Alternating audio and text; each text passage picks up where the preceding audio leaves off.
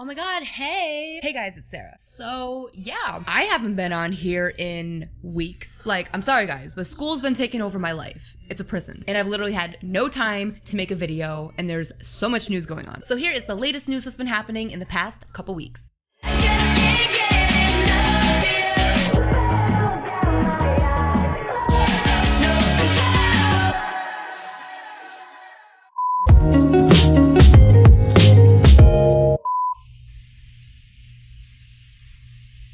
So, we have a lot of topics today, and I don't know really where to start in this video, so I guess we're just gonna start off with Louis. So, around like March 23rd, Louis went off the map for about a week because of unfortunate events that have happened in the fandom, which I will not get into in this video for obvious reasons. We all know what happened. Basically, just respect the family, stay strong, Louis. But anyway, considering all that, it was so nice to see Louis and his family doing something fun, seeing them smile, and celebrating Daisy and Phoebe's birthday. So basically we found a couple pictures and videos on Daisy's Snapchat of Louis and his family and a few friends, as well as Eleanor, having fun, drinking, and I think racing or something. I'm trying to figure out what they were doing. And along with that, we also got some pictures of them going to the zoo. Louis with the giraffe was like my favorite thing. Because first of all, we all know Louis is short, right? Even though he says he's 5'9". So seeing him in comparison to a big ass giraffe is something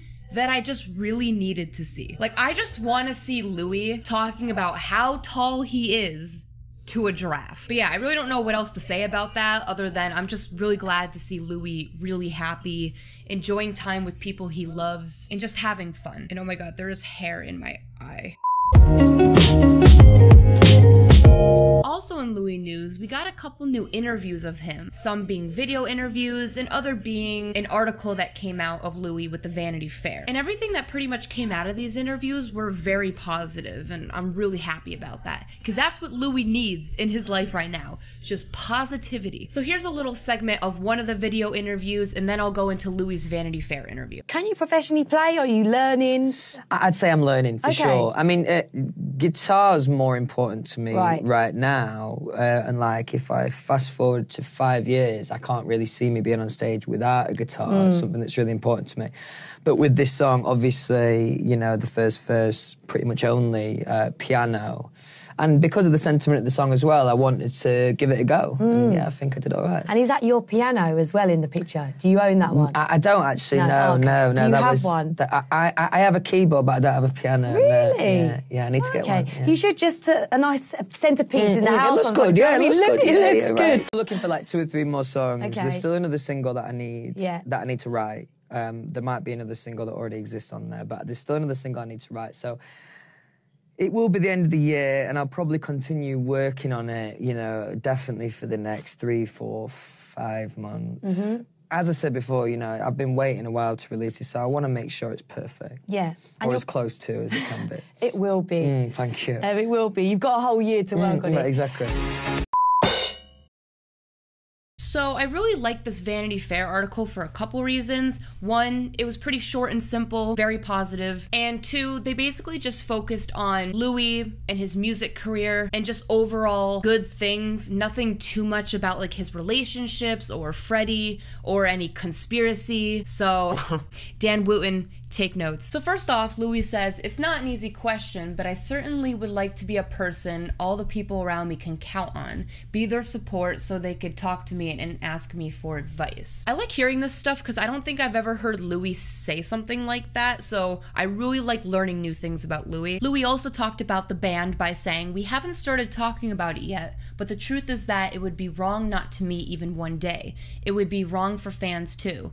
The problem is to say when. We are all engaged in our careers." Here's the thing what I've noticed. Yes, this is really good news. I'm glad Louis touched upon it, but I feel like so many interviewers have been talking about a 1D reunion. Maybe it's because the fans have been talking about it and we've been asking about it. So I'm not necessarily mad about them bringing it up, but I just feel like every time it's brought up, the boys say the same thing. So I think all we have to do is just wait. The boys, and I think Liam even said it recently, they're going to come back. It might not be 2020, but it's going to be real soon. Pretty much all of the boys have said they're all working on their own projects. They're all kind of doing their own thing. They're happy right now. But yes, they will get back together into some reunion for us because we deserve it, like Louis said. Louis also goes into his writing style, and he says, sharing my emotions helped me. I was able to externalize, to talk about this loss. It was helpful. And this is what I was saying before, I think in another video, how Louis uses his writing as an outlet for anything that goes on in his life that might be negative, and that's a really good thing to do. Because, you know, some people go down the wrong route, and they go into drug addiction, so I'm glad Louis is utilizing the right outlet to the best of his ability. Louis also goes into his musical influences while writing music. He says, I watch carefully as Alex Turner from Arctic Monkeys writes songs I really like. I've written in the past for One Direction, but now I'm trying to find my personal style. More honest, more intimate, and I'm succeeding, I think. I think, Louis, you are. Louis has to take a step back and look where he is right now. I think that's success. Because if it's not success, then what is my life? I don't even want to answer that question. But yeah, I think Louis said this in the past, how Arctic Monkeys is like one of his inspirations. And that's cool because I love the Arctic Monkeys. But guys, I can't even tell you how happy I am to hear Louis saying he's trying to find his personal style. He's trying to find more of himself and be honest when he writes lyrics. Like he said, he wrote for One Direction, but it's hard to find your own voice or yourself in general when you're writing for a whole band, like when you have to share the piece with 3 or 4 other people. So the fact that Louis is his own artist now and he's writing for himself, it's easier for him to find himself and be more honest and intimate with his lyrics. And I think that's gonna really help him with his writing in the future. It will help him really improve. Louis also says, the fans know a lot about me already, but I think everyone will learn a lot more about me through this album. Lyrically, it is quite honest. It's quite raw. And this is one of the big reasons why I can't wait for more of Louis' songs or a possible album if it comes out. Because like Louis said over and over, he's gonna be really honest with these lyrics. And by default, the fans are gonna know even more about Louis, and that's what we really want. It will build more of that connection between Louis and the fans. When talking about a bit of the band's past, Louis says, those were years of great change with really very difficult moments, but I was motivated by my music. When I look back, I'm proud of everything I did alone and of what I did with the band. And that just shows that Louis doesn't give up. Even through difficult moments, Louis just keeps going on, and he uses his writing and his music to help him get through those tough times. Louis says, I've been writing for a long time. I keep doing it. I feel the responsibility of this job, and I want to be sure of doing something to be proud of. I want all the songs to be good enough the day I decide to get it out. See, this is what I really like about Louis. Some artists kind of rush an album and they just put it out and they expect the money, and they're not really taking into account their audience's approach to the music or how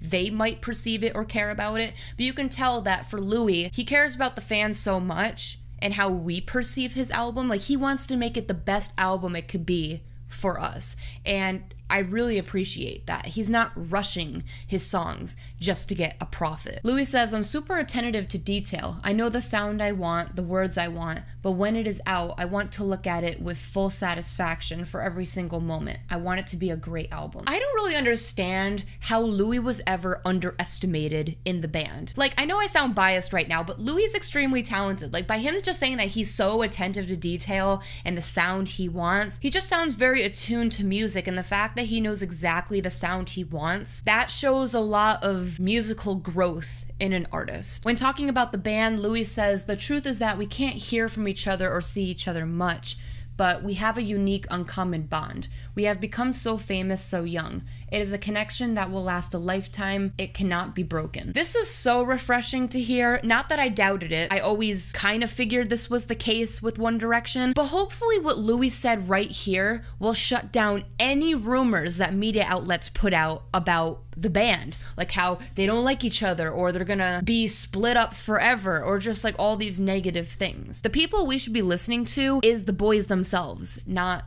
the media who don't even know what they're talking about. They just write stuff for money and views. They're not into the fandom like we are. And lastly, Louis says, of course I miss One Direction so much, like all those who have been part of that. We lived on a roller coaster and it was wonderful. We have traveled the world. We got on all the stages. I miss it, and when I think back, I feel only pride. And that right there is also something really good to end on. It's very refreshing to hear, like I said. I think this right here will leave a lot of hope for the fans, and it's more of a reason to hold on and stay in the fandom. And more importantly, just keep supporting the boys with what they do. And just really believe them when they say that they're coming back or they'll reunite.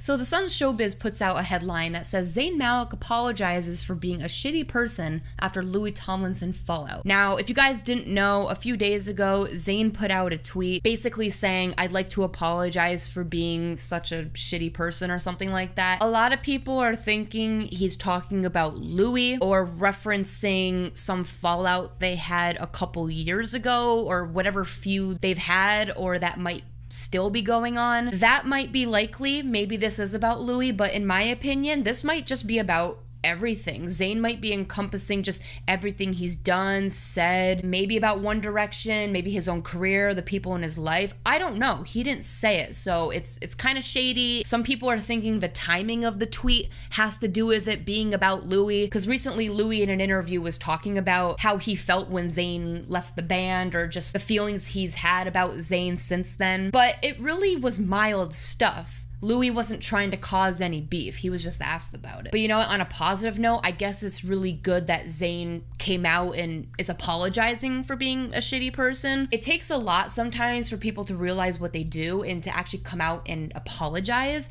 So I think that shows a lot of strength in Zayn. But oh, I forgot, I didn't mention this before. After Zayn put out that tweet, he actually deleted it. So I don't know if it means he regrets saying it, or maybe what I think happened is after Zayn tweeted that, people started to speculate a lot that it might have been about Louis, which might have caused some backlash, and Zayn felt like he had to delete the tweet because of that. I don't know what made him delete the tweet, but that's the best thing I could come up with. Either way, I don't think we should concern ourselves much with it. Louis is an adult. Zayn is an adult, and I think pretty much their differences have been settled already. Maybe you guys can analyze more of this below.